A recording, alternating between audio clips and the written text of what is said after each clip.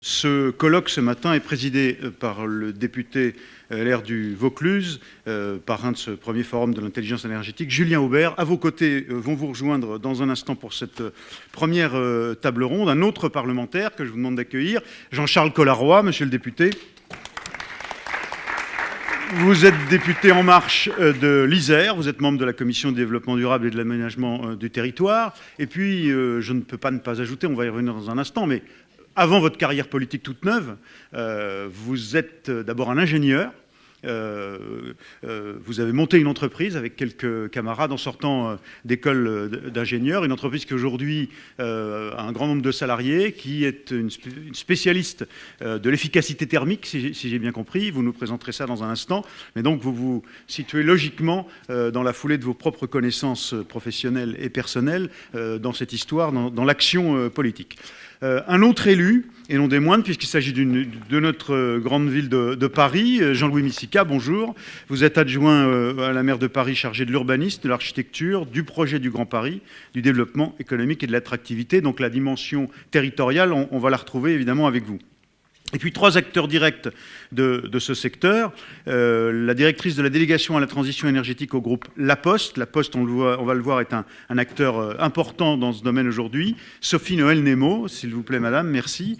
Le directeur délégué à la stratégie chez GRDF, Bertrand de Singly. Monsieur de Singly, je vous en prie. Et puis enfin, maître Nelsie Bergès, qui est avocate chez BCTG, un cabinet spécialisé dans ce domaine de l'énergie notamment, et qui accompagne ses clients industriels dans cette mutation aujourd'hui. Alors, peut-être, monsieur le député, si vous voulez bien prendre, monsieur Collaroy, voilà, un mot, votre micro. On va commencer peut-être d'un mot tout de même sur l'expérience que j'évoquais à l'instant, qui est l'entreprise que vous aviez créée. Comment ça s'est fait, école d'ingénieur, et puis cette entreprise? D'un mot simplement, parce que c'est intéressant de comprendre à partir d'où vous parlez. Bonjour à tous, merci pour votre invitation, ravi d'être parmi vous ce matin. C'est vrai que le mouvement En Marche a permis ça, une irruption très forte, très massive de la société civile au Parlement. Ce n'est pas le seul parti qui a des représentants de la société civile, mais les élections législatives ont vu quand même cette tendance très amplifiée. Pour ma part, effectivement, je suis ingénieur en physique, chimie, avec une spécialité en électricité, et à l'issue de mes études, j'ai cofondé une société dans l'efficacité énergétique. Et effectivement, pendant 10-12 ans, j'ai travaillé, œuvré pour aider nos clients, principalement des clients publics, des grands bâtiments tertiaires, des hôpitaux, des universités, les aider, les conseiller pour économiser l'énergie. Et c'est vrai que fort de cette expérience, je suis ensuite arrivé au Parlement avec la volonté d'intégrer la commission développement durable et aménagement du territoire et effectivement me spécialiser sur cette thématique de l'énergie. Et alors pourquoi considérez-vous, alors que vous avez, et vous voulez nous en parler, travaillé à l'évolution, à la constitution de la loi programmation pluriannuelle de l'énergie, qui est en gestation, donc 2018, vous dites, sera une année déterminante pour le sujet qui nous intéresse aujourd'hui. Pourquoi ? Oui, alors déjà, moi j'ai eu la chance ou l'opportunité d'être rapporteur du premier projet de loi emblématique de Nicolas Hulot, le projet de loi dit hydrocarbures, qui était la fin programmée en 2040 de l'exploration et de l'exploitation du pétrole et du gaz en France. Voilà. Qui fera donc de la France le premier pays au monde à donner ce signal de l'arrêt de la production des hydrocarbures. Et c'est vrai que cette opportunité, ça m'a permis déjà de bien comprendre comment on fait la loi au Parlement, les relations avec les ministères, et puis aussi de voir combien l'année 2018 serait charnière, puisque nous avons la PPE qui va arriver, donc ce n'est pas une loi, mais ça sera un décret, mais c'est une année de débat public qui va permettre d'ouvrir le champ sur les 5 ans, sur les 10 ans qui viennent, et de poser les bases d'une concertation pour voir quelle va être la meilleure programmation dans les 10 ans qui viennent de l'énergie. On n'a pas toujours compris à cet égard l'attitude de Nicolas Hulot, grand écologiste, mais qui dit prenons un peu de temps, en tout cas, bon, il ne veut pas casser le processus, la machine, ou au contraire, il est timide?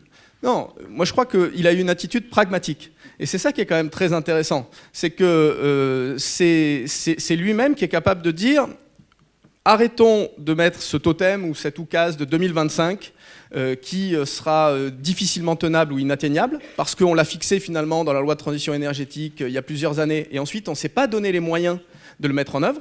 Donc enlevons cette date. On parle du mix énergétique, hein, ouais. d'un rééquilibrage du mix. Et puis les moyens financiers aussi. Enlevons cette date, cette oukase. Prenons le temps du débat de la programmation pluriannuelle de l'énergie. Prenons le temps aussi d'avoir les premières conclusions de l'autorité de sûreté du nucléaire, de l'ASN, qui va nous donner les premières tendances sur les centrales qu'il vaut mieux fermer ou plutôt faire des réinvestissements. Et ensuite, fort de ce débat public, de ces informations, choisissons la meilleure date et donnons-nous enfin les moyens d'y arriver, sérieusement. Alors, quels sont les principaux obstacles aujourd'hui en cours aussi à lever, et sur quoi vous considérez qu'il faut faire porter l'effort alors ? Déjà, il va y avoir la programmation pluriannuelle de l'énergie, un débat de 6 mois, ensuite de la concertation et des prises de décision. Donc ça, le débat va l'éclairer. Malgré tout, je dirais qu'il y a plusieurs leviers. Il y a bien sûr le levier financier. Effectivement, il y a des moyens conséquents à mettre pour développer les énergies renouvelables. Quand on veut passer de 75% à 50% de part du nucléaire en France, effectivement, il faudra que d'autres énergies montent en puissance, et que dans l'équation du mix énergétique, la réduction des consommations vienne équilibrer le tout. Donc on va avoir énormément d'argent à mettre pour réduire les consommations d'énergie sur les passoires énergétiques, et ça c'est le grand plan d'investissement dans les économies d'énergie qui va y contribuer, et énormément d'argent aussi pour amorcer, initier le développement de filières, par exemple l'éolien en mer, le solaire. Il y a un aspect financier. Mais il n'y a pas que ça. Il y a aussi un aspect administratif ou de simplification. Dans la loi dont nous avons traité là en janvier, qui dit loi de simplification, qui s'appelle État pour une société de confiance, au service d'une société de confiance, nous avons des mesures de simplification avec, par exemple, pour l'éolien en mer, la suppression d'un échelon juridictionnel. C'est-à-dire qu'avec une mesure de simplification comme celle-là, on va gagner 2-3 ans sur des projets. Vous m'avez donné un exemple très, très précis, ouais. C'est par exemple la technologie du moteur. Au moment où le permis est octroyé, aujourd'hui le droit ne permet pas de la faire évoluer qu'en 3 ans, 7 ans après, on va vraiment l'utiliser et que là la technologie a changé. On ne peut pas changer de techno. Sur l'éolien marin, c'est des projets qui mettent 10-12 ans à aboutir, avec les recours, les concertations en France, alors que sur d'autres pays on est plutôt sur 5-6 ans. Donc ce qui fait que quand le projet aboutit au bout de 10-12 ans, en plus on est sur la technologie qui devient obsolète. Donc aujourd'hui, on essaye de créer des conditions, par exemple le permis enveloppe, qui permet à l'État de mener à bien un maximum d'études et de transférer ensuite au privé une phase beaucoup plus courte, où ça va permettre que les acteurs privés proposent des technologies qui sont plus récentes, et bien sûr d'avoir des progrès et d'aller plus vite sur le développement de l'éolien en mer, par exemple. Donc simplification, investissement massif dans le renouvelable, simplification des procédures. Et puis alors, la question des territoires. Alors, et on va y venir avec Jean-Louis Missica, mais évidemment, il y a une vision globale, macro de cette question. Oui, ça c'est vraiment intéressant parce que les acteurs politiques que nous sommes, on peut agir sur différents champs géographiques et temporels. C'est vrai qu'il y a à la fois une action à l'échelle du monde et de l'Europe. Et ça, c'est quand même très intéressant parce qu'on le voit avec Emmanuel Macron qui a décidé de repositionner la France en leader de la transition énergétique. Et ça, c'est très important pour nos entreprises françaises à l'international de reprendre ce flambeau-là. Et ça peut marcher parce qu'on l'a vu par exemple sur la couche d'ozone, il y a des accords internationaux qui permettent de résoudre des problématiques.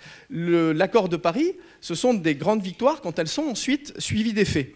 Donc les accords européens aussi, parce qu'on s'aperçoit que la pollution en particulier, elle ne s'arrête pas à la frontière, c'est bien connu. Et quand les Allemands font des choix très stratégiques, ça nous impacte aussi. Donc on a un combat à mener en Europe.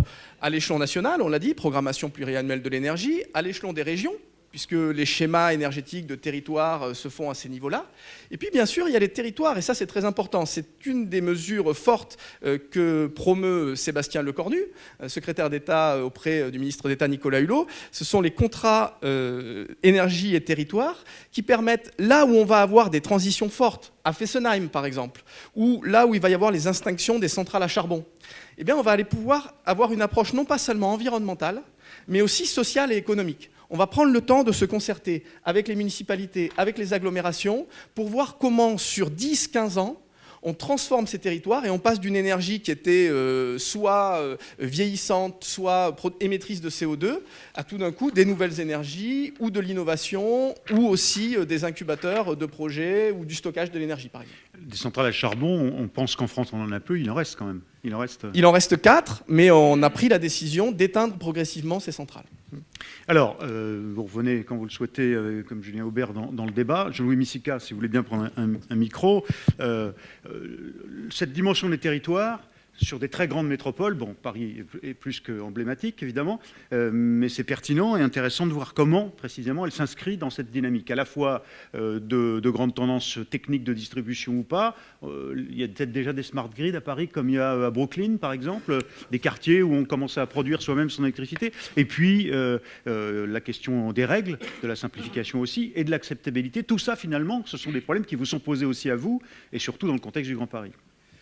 Oui, tout à fait. Je pense qu'il y a le sujet de la production de l'énergie, qui est un sujet qui peut être considéré à l'échelle européenne, à l'échelle nationale, mais qui doit aussi être considéré à l'échelle des territoires, ne serait-ce que parce que lorsque on a signé les accords de Paris, il y avait quand même un consensus en 2015 autour de l'idée que les États-nations ont signé ces engagements, mais que ceux qui allaient les mettre en œuvre, ce seraient les collectivités et notamment les métropoles, et notamment dans les métropoles, les grandes métropoles monde, comme Paris.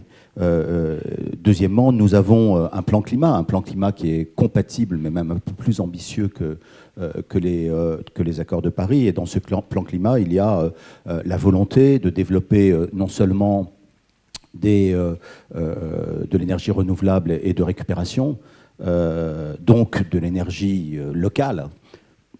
Pas toujours le cas, parce qu'on peut considérer aussi que l'énergie verte fournie par les grands opérateurs énergéticiens, c'est de l'énergie renouvelable. Mais nous avons également un sujet qui est celui du contrôle et de la gouvernance de la donnée.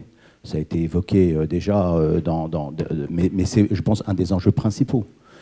Et là, c'est quelque chose qui est extrêmement compliqué parce que il faut changer les mentalités, et je suis vraiment désolé de le dire, mais aujourd'hui, les grands distributeurs, notamment GRDF, ne sont pas dans un état d'esprit de transformation. Nous menons aujourd'hui une négociation avec GRDF, qui est une négociation extrêmement difficile, parce que nous avons l'impression d'être face à un interlocuteur.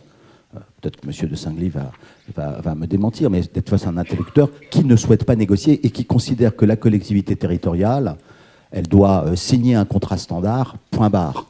Et donc, si vous voulez, je ne dirais pas la même chose. Je dirais pas la même chose d'Enedis d'ailleurs. Hein. On est vraiment face à deux opérateurs qui n'ont pas exactement le même comportement. Est-ce que, sans dévoiler de dimension de cette négociation peut-être délicat, vous pouvez nous expliquer un peu le contexte? Vous négociez quoi? Métropole avec un distributeur d'énergie, et quelles sont les dimensions, les enjeux du débat, je dirais, au moins sur ce plan technique, pour qu'on comprenne en quoi la décentralisation est justement un sujet.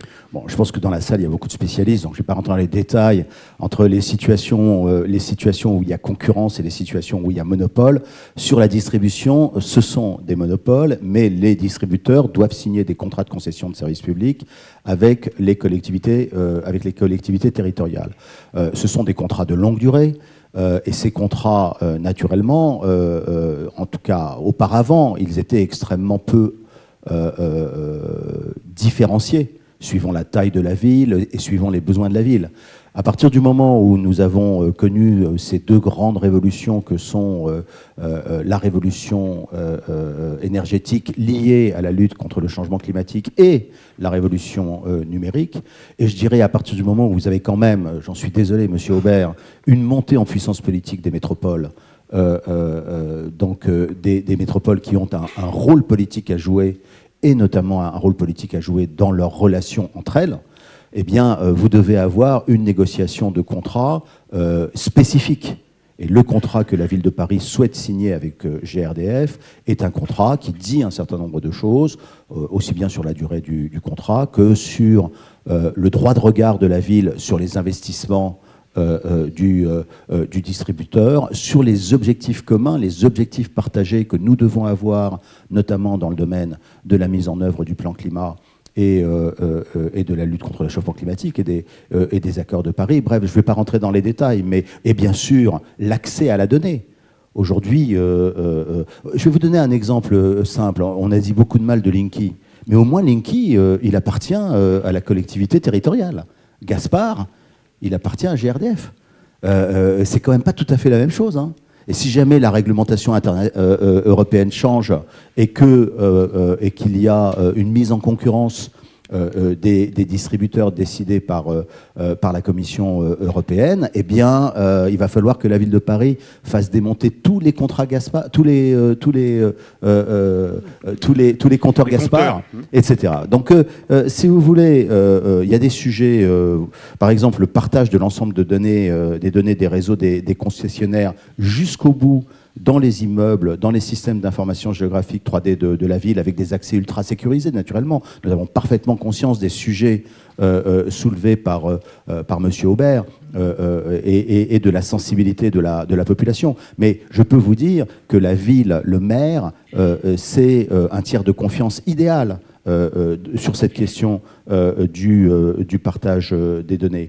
Et c'est d'ailleurs un des rôles que les collectivités territoriales doivent jouer, servir de tiers auprès du consommateur citoyen pour accéder de manière sécurisée à des données énergétiques. Il y a la question de l'open data. Alors naturellement, pas toutes les données. On a parfaitement conscience qu'on ne veut pas mettre en open data toutes les données, mais nous savons également que c'est une des façons d'accélérer l'innovation dans ce domaine-là. Bref, je ne vais pas rentrer dans tous les détails de la négociation, mais je dirais qu'aujourd'hui, si nous voulons faire des réseaux intelligents, il faut que les négociateurs eux-mêmes soient intelligents, il faut que la négociation soit possible, et aujourd'hui, ce n'est pas le cas, malheureusement, et nous sommes dans une sorte d'impasse qui est tout à fait préoccupante, et qui d'ailleurs, je me tourne là pour le coup vers le législateur, vers les députés qui sont là, qui d'ailleurs mériterait que le législateur s'y penche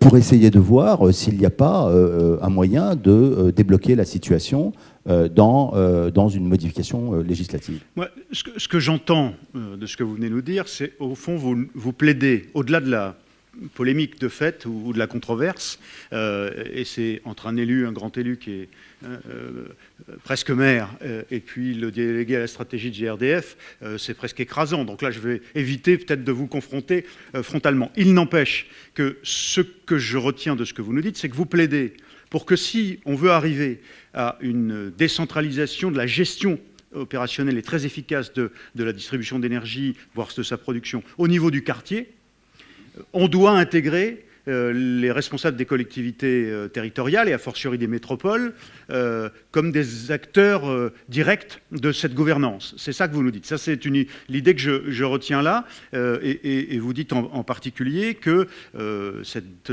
question de se mettre autour de la table pour arriver à trouver une façon intelligente de gérer les données et de créer de l'acceptabilité, ça doit se faire aussi avec vous, notamment comme tiers de confiance auprès des citoyens pour qu'ils acceptent.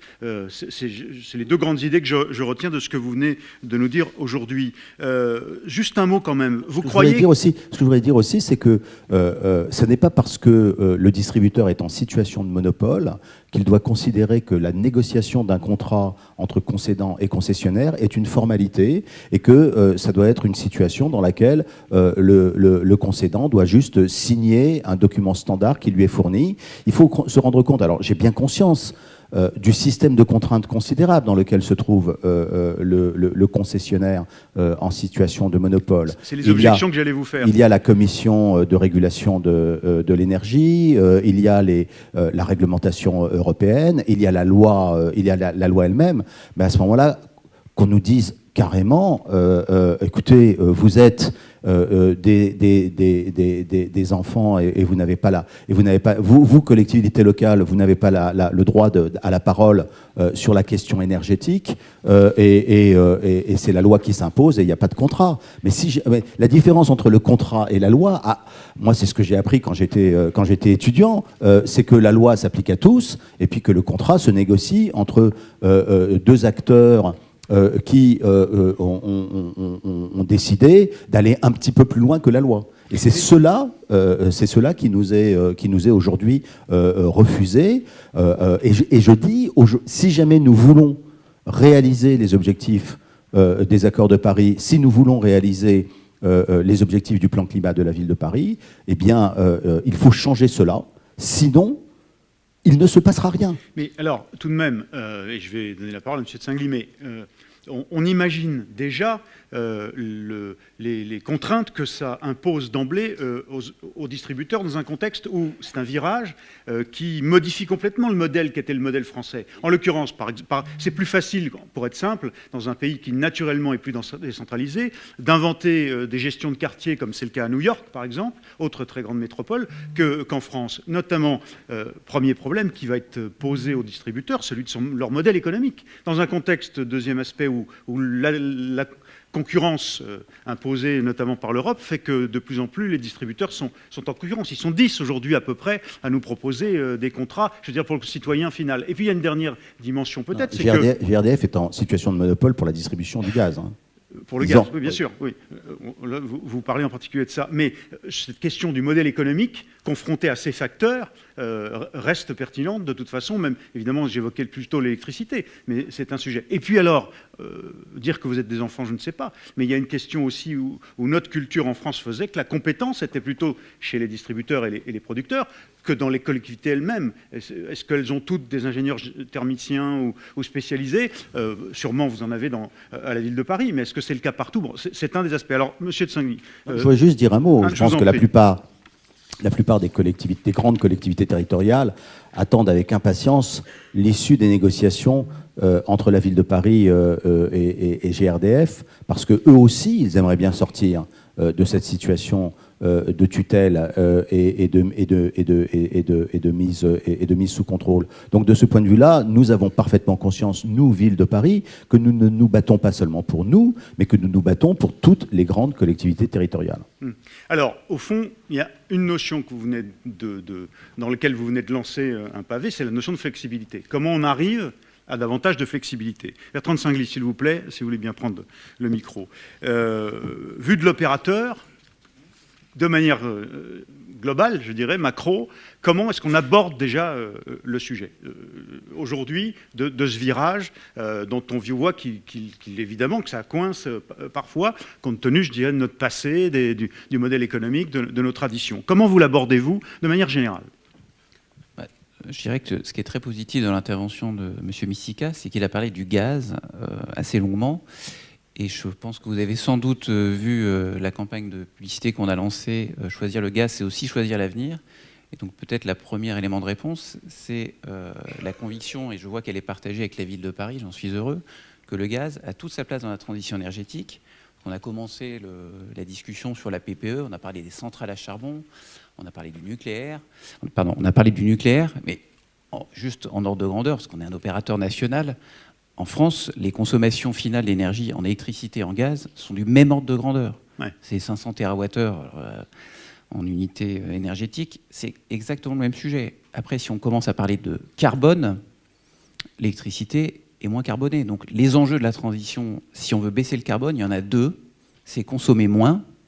Donc dans la table ronde d'après, il y a Madame Économie d'énergie, donc on expliquera comment on consomme moins. Et deuxième enjeu, c'est de faire moins de carbone.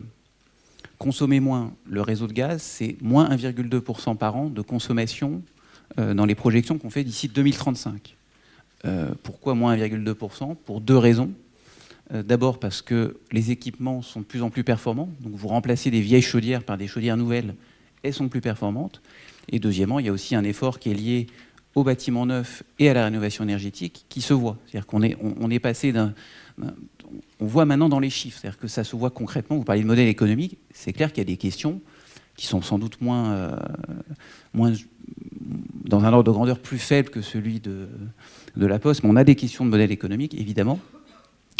Et donc, ce qui est pour nous décisif, c'est de se projeter dans le long terme.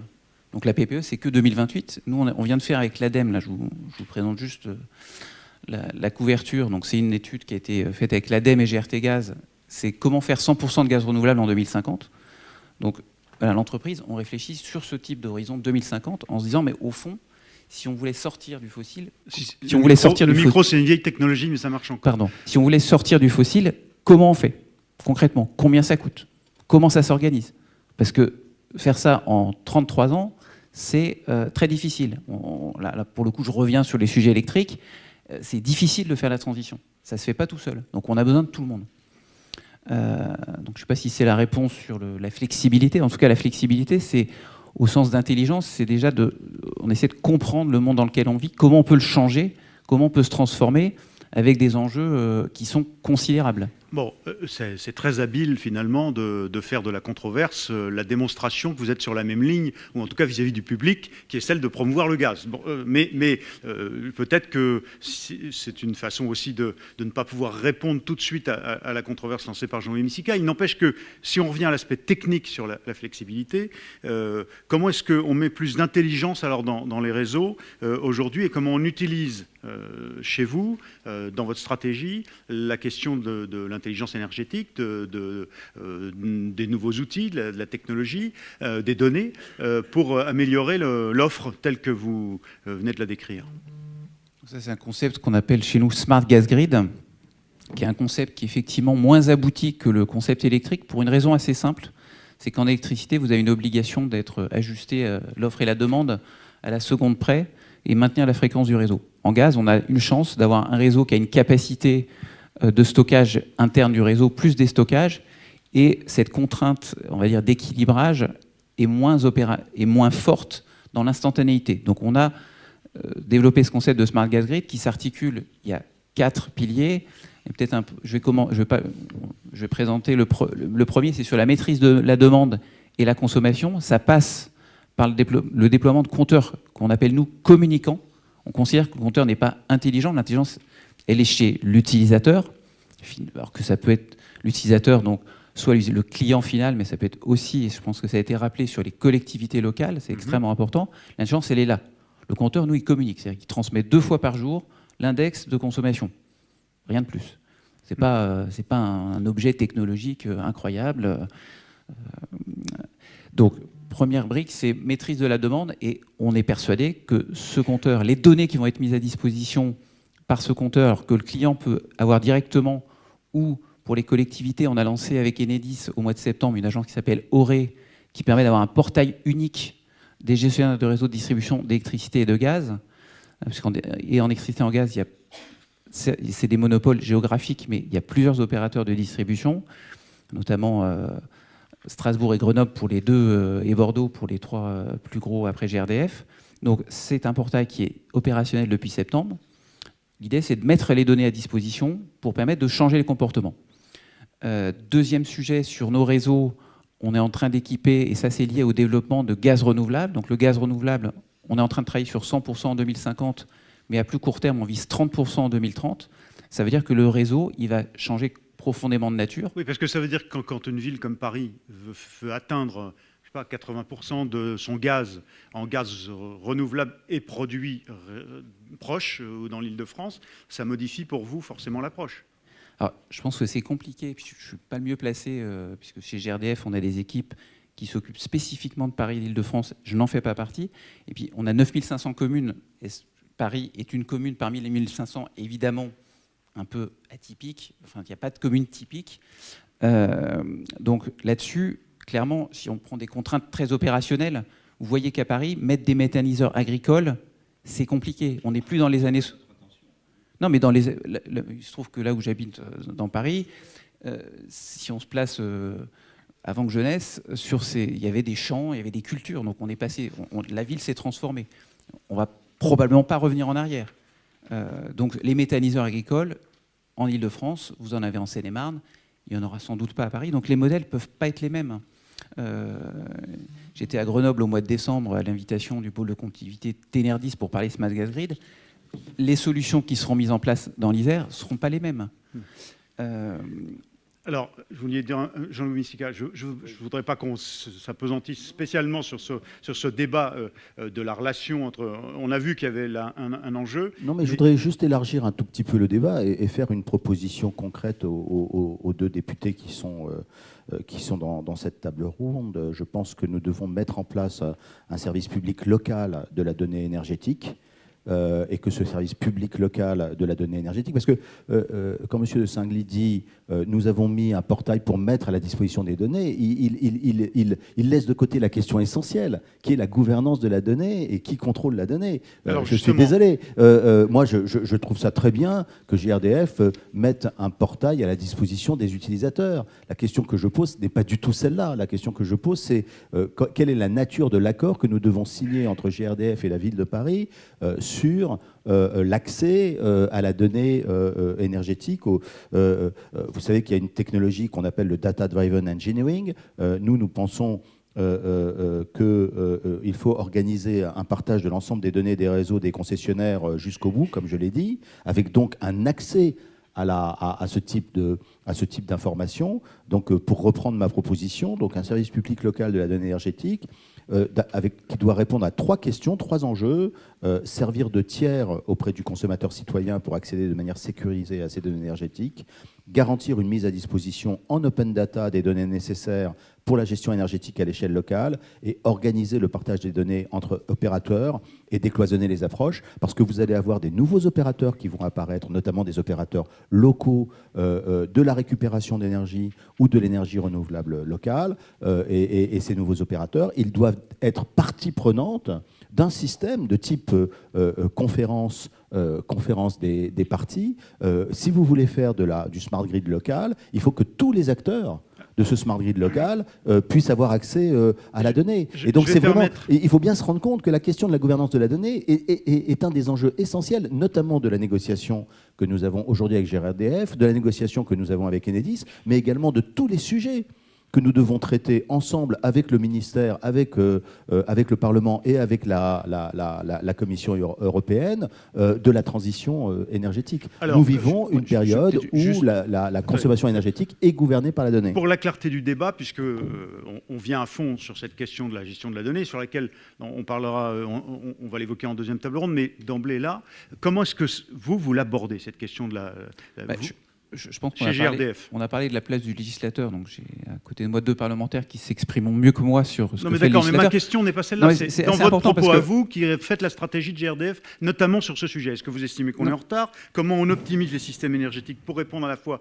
aux attentes des citoyens eux-mêmes, le client final, et des collectivités telles qu'elles sont exprimées là? Chez vous, comment on le voit? Je voulais déjà saluer le travail des parlementaires qui ont fait 2 lois successives en 2015 et 2016, loi pour la transition énergétique et loi pour une république numérique, qui ont transformé autour de la donnée énormément de choses qui ne sont pas encore toutes mises en place, avec un calendrier de déploiement qui est jusqu'en 2019.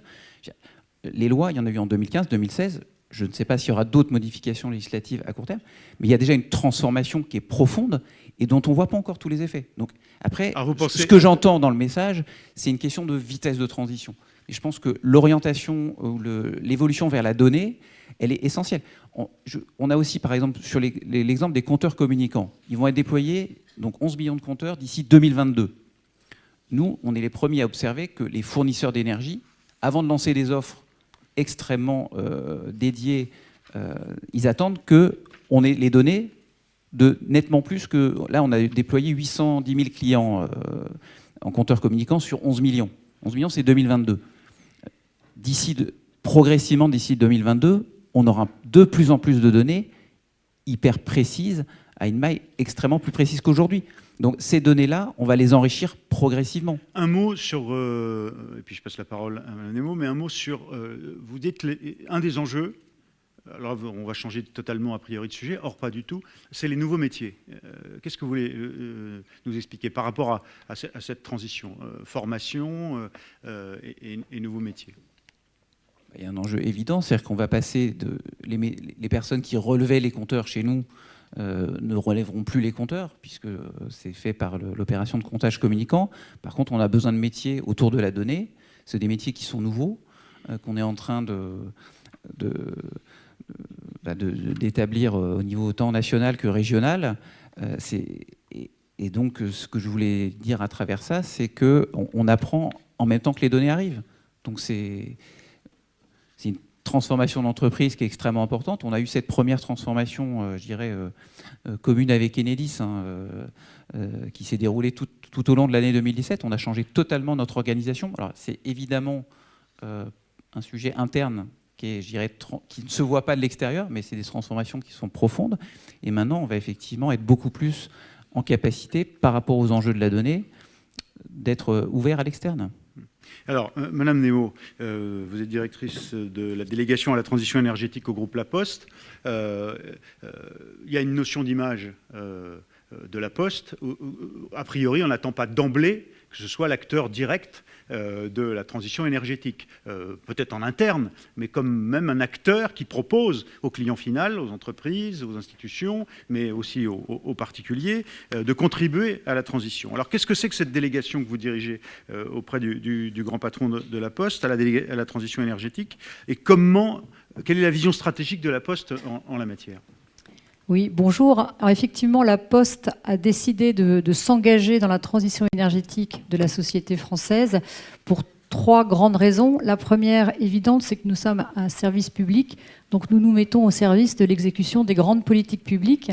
La transition énergétique fait partie de ces grandes politiques publiques. La deuxième raison, c'est plus économique, c'est que nos métiers historiques s'érodent, donc nous devons trouver des champs d'activité nouveaux. Donc la transition énergétique offre des opportunités de développement commercial pour le groupe La Poste.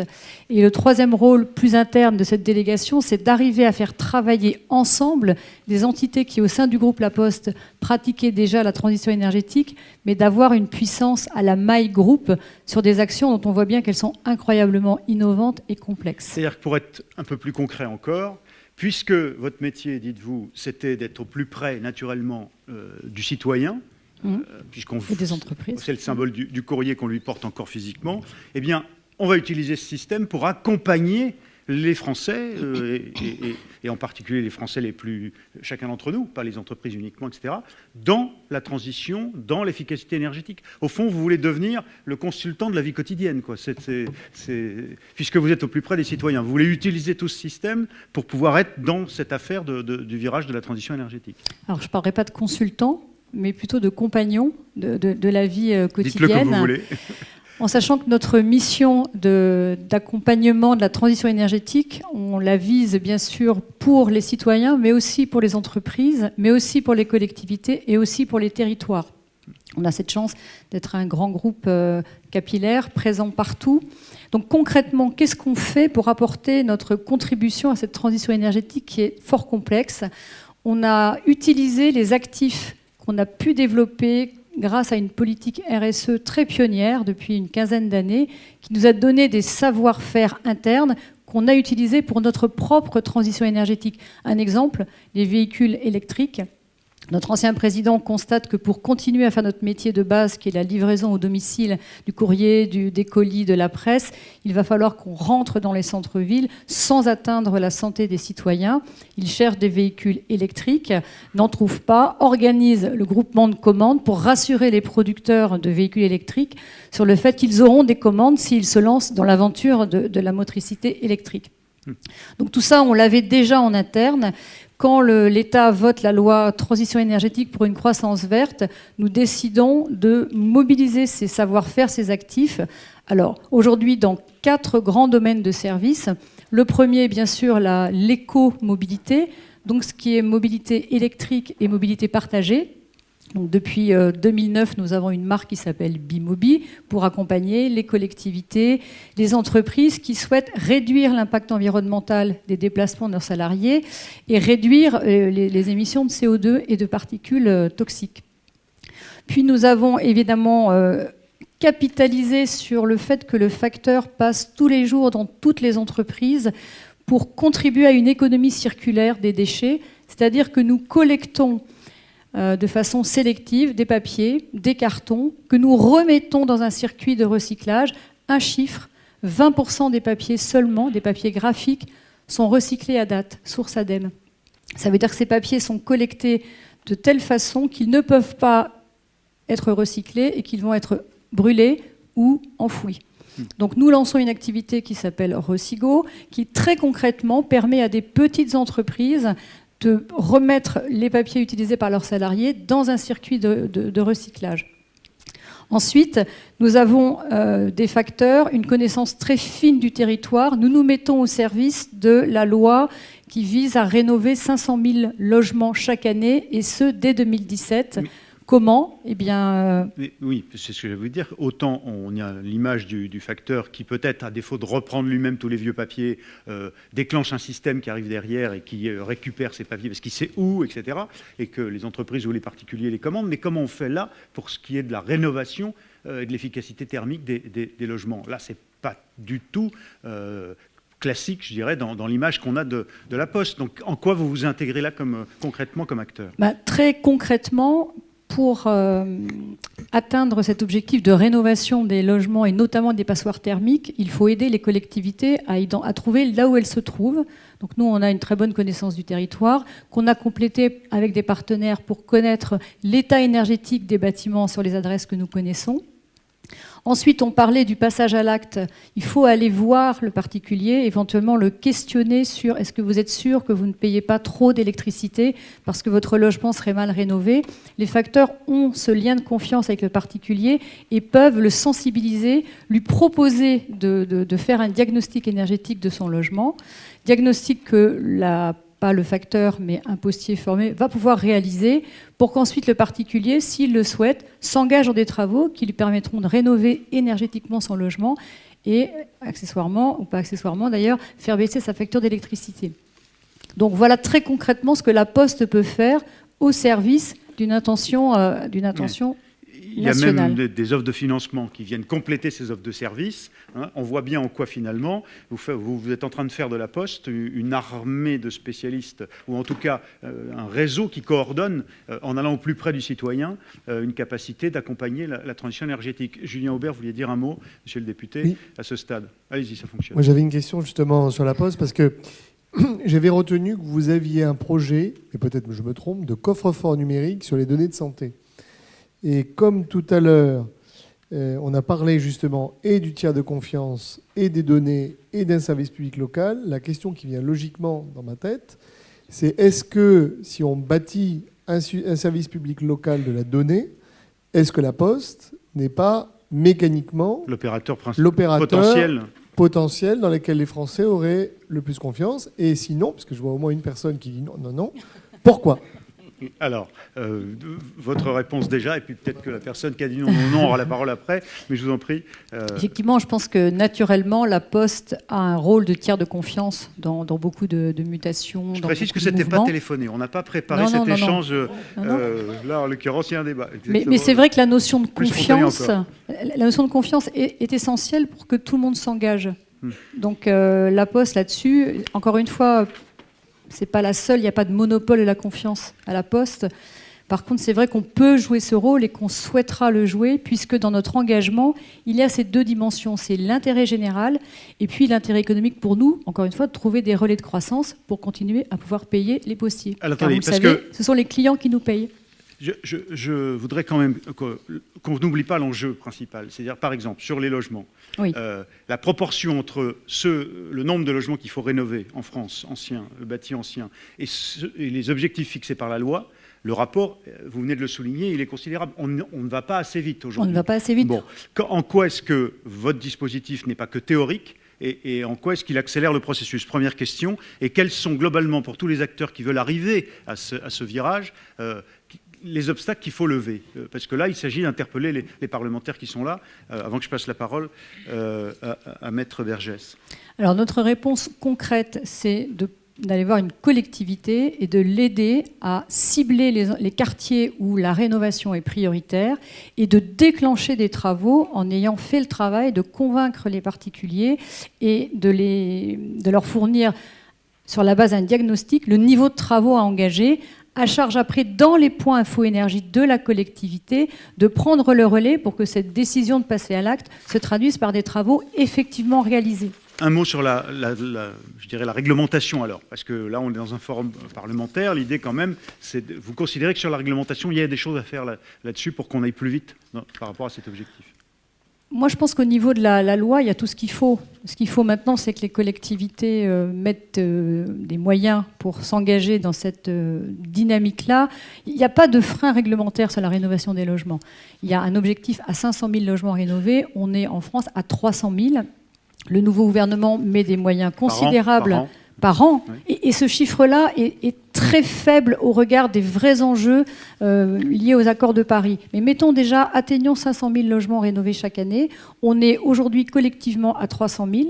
Le nouveau gouvernement priorise les passoires thermiques, la précarité énergétique. Nous, on est au service des acteurs en territoire qui décident cette accélération dans la rénovation des logements.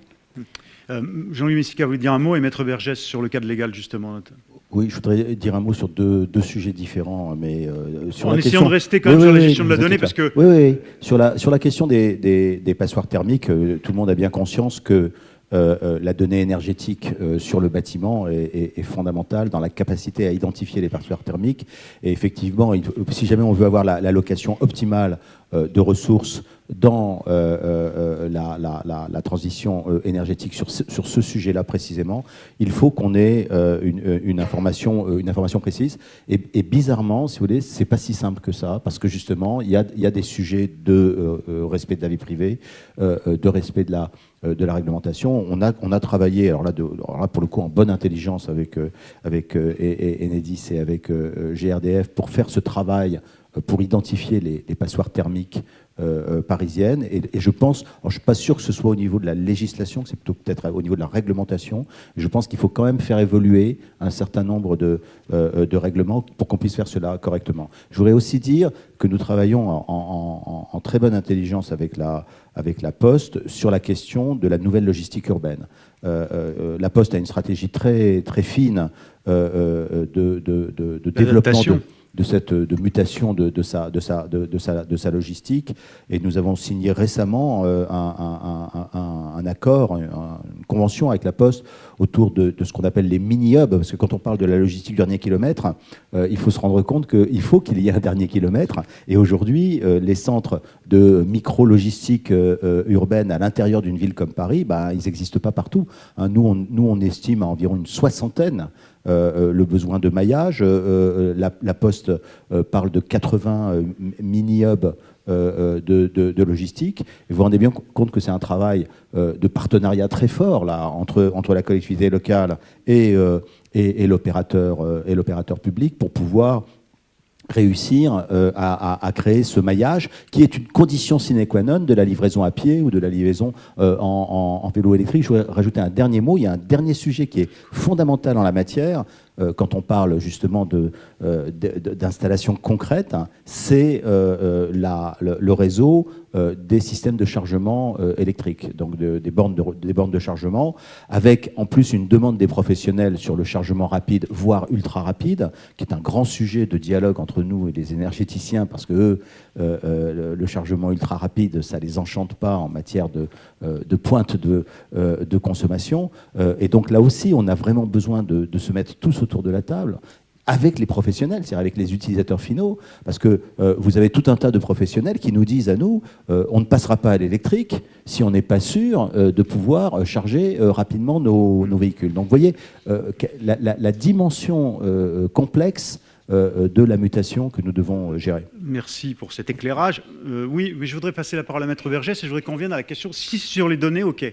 Monsieur Dinguier, allez-y, je vous en prie, mais je voudrais qu'on se reconcentre sur l'enjeu qui est, on l'a bien vu, comment et qui gère les données, qui sont l'élément déterminant de la capacité à pousser ce développement de la transition énergétique. C'est ça notre sujet ce matin. Il a été bien développé, mais je voudrais qu'on revienne sur la vision de l'avocate sur cet enjeu. Je vous en prie. Je fais juste une parenthèse sur la rénovation énergétique. Pour nous, c'est essentiel. Le chiffre de 500 000 logements, il n'est pas dans les prévisions à court terme atteignable, mais il faut l'atteindre à long terme. C'est très important. Donc voilà, je voulais vraiment insister, on partage 500 000 ce point-là. qu'on veut rénover par an et on n'est qu'à 300 000 à peu et près. Aujourd'hui, le tropisme souvent, c'est de parler plus des sujets faciles. Je suis désolé de le dire que le neuf, c'est plus facile. On fait beaucoup de réglementation sur le neuf. L'ancien, c'est toujours très compliqué. Et on a aussi, là aussi, est-ce qu'on arrive à parler plus de l'ancien ? Il y a aussi des dispositifs parlementaires. Les crédits d'impôt, alors ils sont revisiter chaque Ça y est, année. ça y est, vous êtes en train de dériver complètement. Là, je voudrais qu'on revienne vraiment à la question des données. Madame Nemo, vous vouliez rajouter un mot. Par courtoisie, je vous donne la parole, mais je voudrais passer la parole à Maître Vernès. Moi, je pense que le thème de notre table ronde, c'était un Big Bang économique et sociétal. Je trouve qu'on n'a pas assez parlé de la dimension emploi verdissant l'économie. On l'a évoqué chez GRDF comme transformation en interne, mais je pense que pour les politiques, ça sera d'autant plus facile de faire de l'écologie qu'on aura fait des passerelles entre écologie et emploi. Tant que les entreprises ou les citoyens auront l'impression qu'on s'occupera de l'environnement une fois que le chômage sera résorbé, on ne fera pas progresser le débat. On résorbera une partie du chômage en formant les citoyens. C'est une source de nouveaux métiers, de nouvelles compétences. Donc chaque entreprise le prend à sa charge. Mais je pense qu'au niveau global, c'est bien d'y réfléchir comme source de réduction du chômage via la transition énergétique. Vous avez raison dans les deux cas, qu'il s'agisse des logements ou qu'il s'agisse de l'emploi. On est dans le Big Bang, là. Mais je reviens quand même à la donnée, parce que cette notion de Big Bang, c'est aussi dans la capacité à gérer cette matière-là, dont vous dites tous qu'elle est indispensable. Si on la gère intelligemment, eh bien, on prendra plus vite le virage. Maître Vergès, précisément, comment, chez vous, on analyse cette question aujourd'hui de l'évolution de la loi, des règles, pour pouvoir protéger à la fois vos clients, les industriels, les entreprises, et puis le citoyen, pour rendre plus acceptable la gestion des données? Oui, bonjour. Donc, je vais peut-être commencer de manière un peu plus générale plutôt que d'aller directement sur la donnée. Je vous en prie. Pour, en fait, préciser que le droit s'adapte aux évolutions de la société. Il s'est adapté à toutes les révolutions qu'il y a eu, révolution économique, révolution sociale. Il y a eu l'apparition des ordinateurs, de l'informatique. Et la loi de 1978, Informatique et Liberté. Donc le droit s'adapte à toutes ces révolutions. Là, effectivement, pour tenir compte des nouvelles technologies, de ce qu'on appelle l'intelligence artificielle, on peut citer la loi de 2016 sur la République numérique. Elle a créé un service public de la donnée. Elle permet de renforcer la protection des citoyens, par exemple elle introduit le principe de loyauté des plateformes Internet. Elle favorise également un accès pour tous au numérique. Ça renvoie à l'idée de la couverture de l'ensemble du territoire en haut débit, etc. Donc les principes juridiques sont là. Au niveau énergétique aussi, on l'a dit, la loi, même plus que s'est adaptée aux transformations énergétiques, je pense qu'elle a forcé un certain nombre de transformations énergétiques avec l'ouverture à la libéralisation de la production de sources d'énergie.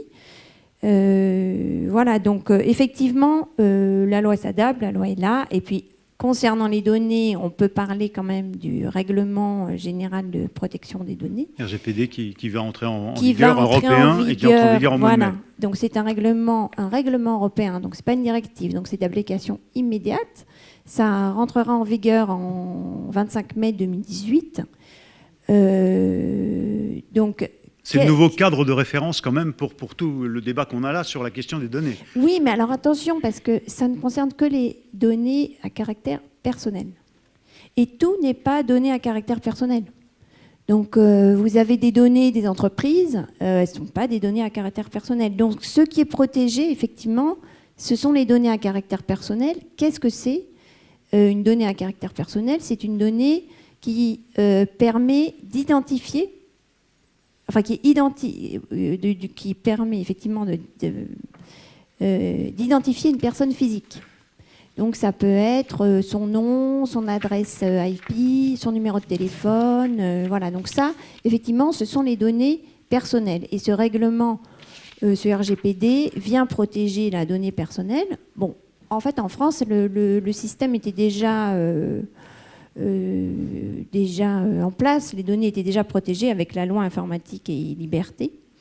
Mais là, ce RGPD, je pense, va permettre une plus grande acceptabilité locale de ces nouvelles technologies.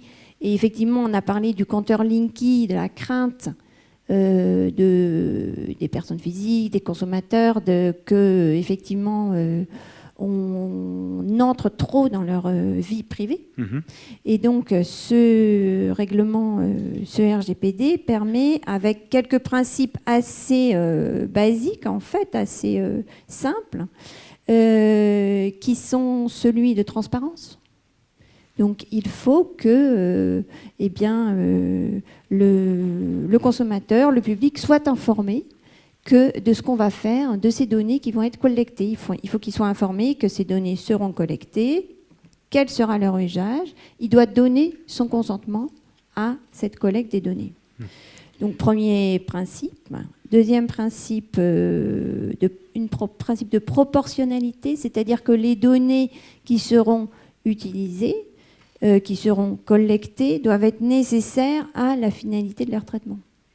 On ne va pas vous utiliser des données, je ne sais pas, qui n'ont rien à voir dans vos consommations de gaz et d'électricité, clairement.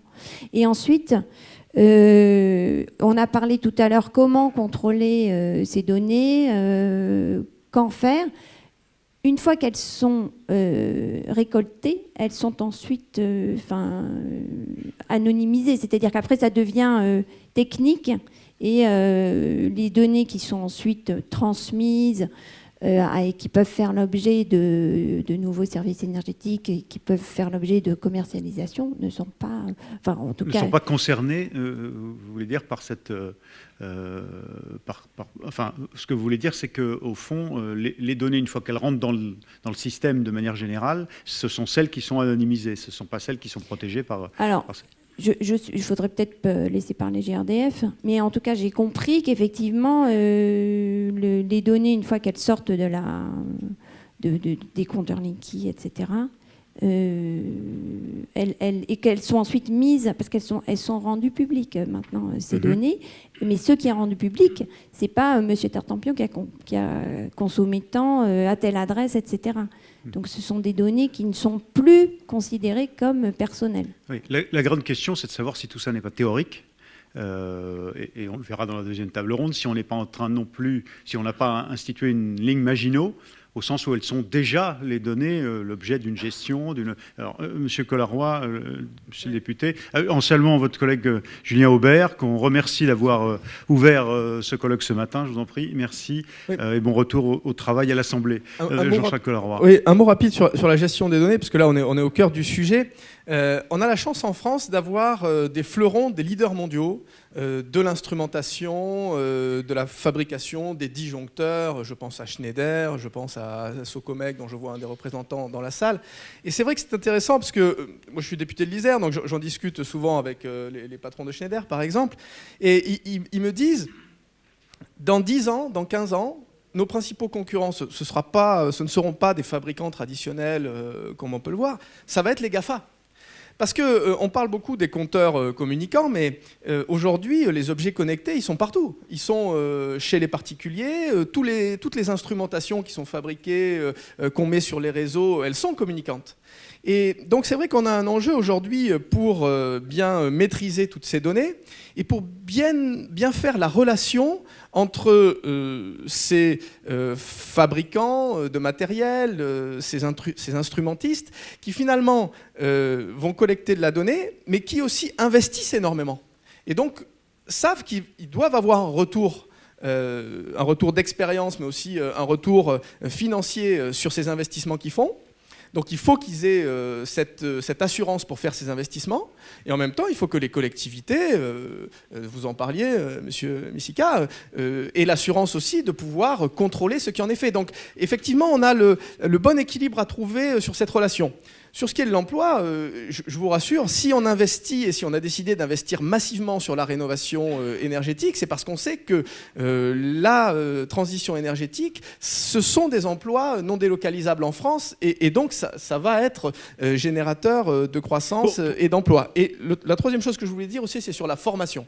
C'est que du coup, ça oblige nos métiers en termes d'économie d'énergie ou par exemple les architectes, on pourrait parler des maquettes numériques. Il y a des révolutions dont dans tous ces métiers-là. Et ça oblige du coup à investir massivement dans la formation. C'est pour ça aussi que le gouvernement d'Édouard Philippe a décidé d'investir quasiment 20 milliards d'euros sur la formation, parce qu'on va devoir s'adapter à ces nouveaux métiers, à ces nouveaux usages. Pour revenir au sujet précédent, puis je vais me tourner vers la salle pour voir s'il y a des questions, l'enjeu, c'est l'acceptabilité aussi, ça a été posé d'emblée par Julien Aubert, par les citoyens de la gestion de leurs données. Puisque notre sujet, c'est bien les données, les datas et l'énergie. C'est pas l'énergie en soi, mais... Bon. Oui, mais c'est vrai qu'il y a une certaine schizophrénie des citoyens, parce qu'on est très prudent sur des données liées à un compteur, et je pense que c'est normal, et en même temps, parfois moins vigilant sur l'ensemble des objets connectés qu'on peut avoir chez soi et qui renvoient énormément de données.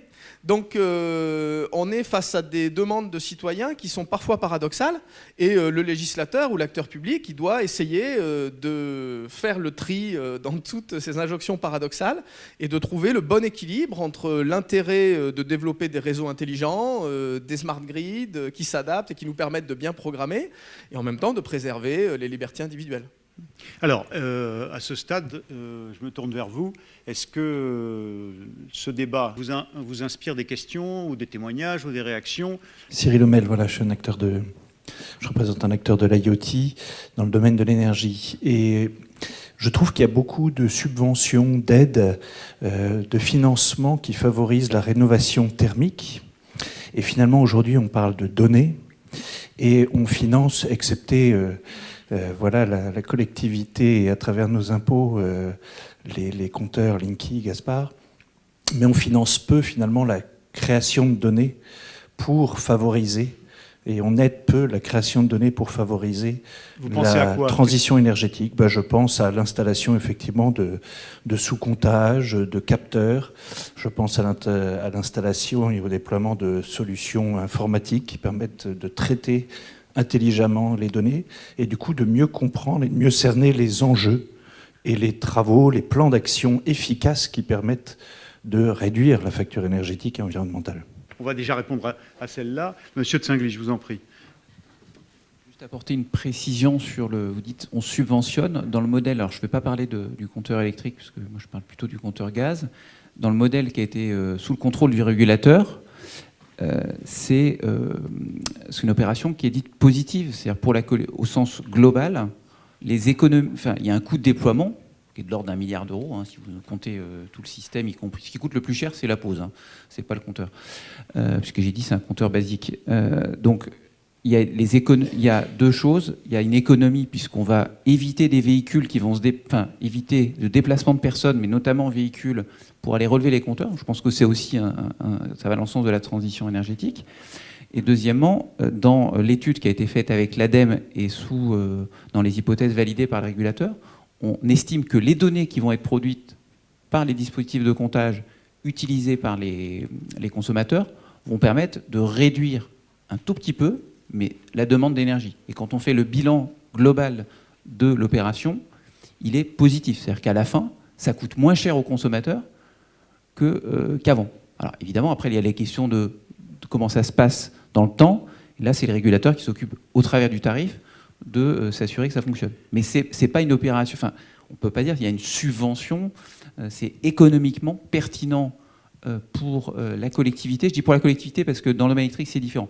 Nous, on a besoin d'intégrer deux choses. L'économie qui est faite sur les opérations côté opérateur de réseau et l'économie qui est faite au titre de la demande de l'énergie. C'est l'addition des deux qui permet d'avoir une opération qui est, entre guillemets, rentable. Parce que, je crois que la Poste l'a dit tout à l'heure, on a un sujet économique. On est limité aussi dans nos investissements par ce qui est rentable. Jean-Charles Collat-Roy, la question qui est posée par monsieur, c'est comment on va pousser même nos industries, nos start-up, nos entreprises à se développer dans celles qui ont la capacité d'inventer des capteurs très fins pour capter la donnée et amener à ces compteurs intelligents et aux opérateurs une gestion optimale des données. Ouais. Je voudrais parler de l'ADEME. C'est vrai que je suis le représentant du Parlement à l'ADEME, donc je suis administrateur de l'Agence de la maîtrise de l'énergie. C'est vrai que c'est un des acteurs qui subventionne énormément les actions en termes d'efficacité énergétique, de maîtrise de l'énergie.